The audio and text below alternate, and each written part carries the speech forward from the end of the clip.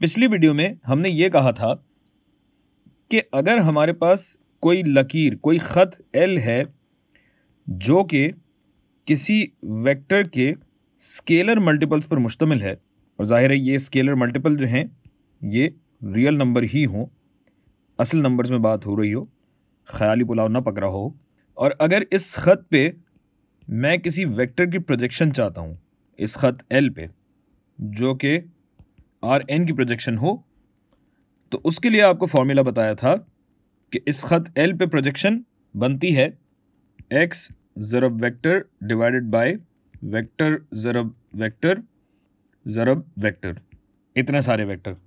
और हम ये भी जानते हैं कि वेक्टर ज़रब वेक्टर का मतलब होता है वेक्टर के हजम का मुरब्बा।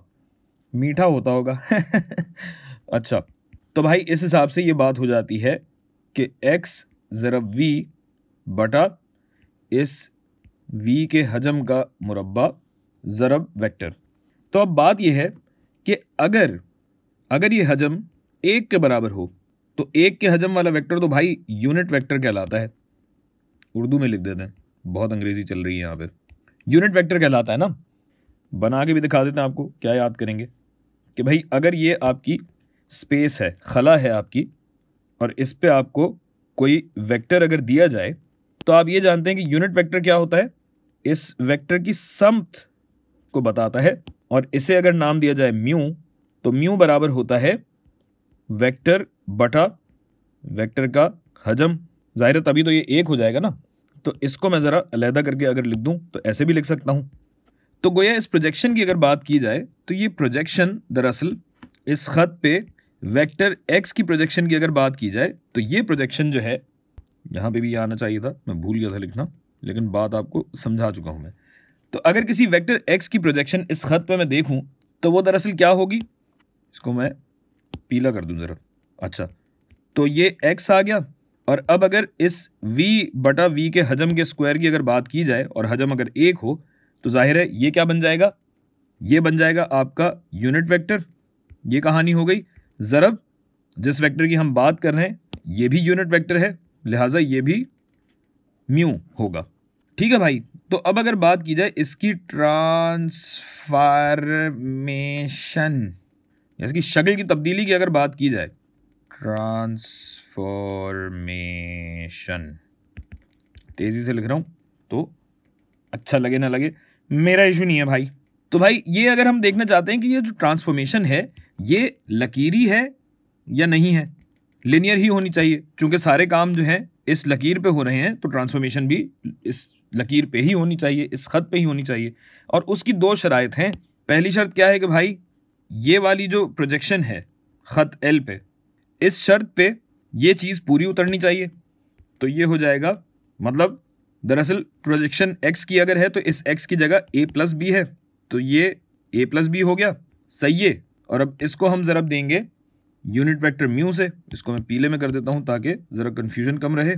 ये हो जाएगा भाई। और हम इसको इतनी दफ़ा कर चुके हैं कि अब हम जानते हैं कि ये अगर स्केलर मल्टीपल्स के हवाले से बात की जाए, ये क्या हो जाएगा, ए डॉट यू ज़रब यू जमा बी डॉट म्यू ज़रब म्यू। तो अगर ये देखें कि ए डॉट म्यू ज़रब यू अगर किया जाए तो ए डॉट म्यू ज़रब यू मतलब ये प्रोजेक्शन है इस वेक्टर ए की इस खत एल पे। सही है भाई, प्रोजेक्शन खत एल पे ए की, और बिल्कुल इसी तरह ये प्रोजेक्शन है बी की खत एल पे। लिहाजा ये पहली शर्त तो पूरी हो गई। तो इसको हम करते हैं ज़रा सा छोटा ताकि एक ही सफ़े पे हम दूसरी शर्त भी कर लें और फिर हम आगे बात करेंगे। अच्छा जी, दूसरी शर्त क्या कहती है कि इस खत एल पे जो प्रोजेक्शन है इस वेक्टर को किसी स्केलर से अगर मल्टीप्लाई किया जाए तो क्या होनी चाहिए। ये तो बहुत सीधा साधा है कि सी को आपको बाहर लाना होगा सिर्फ।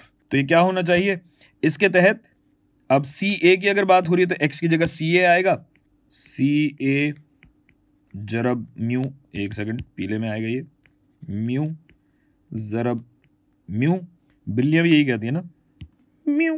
तो इस तरह अगर सी को बाहर ले आया जाए तो ये हो जाएगा पीले में ए डॉट म्यू ज़रब म्यू।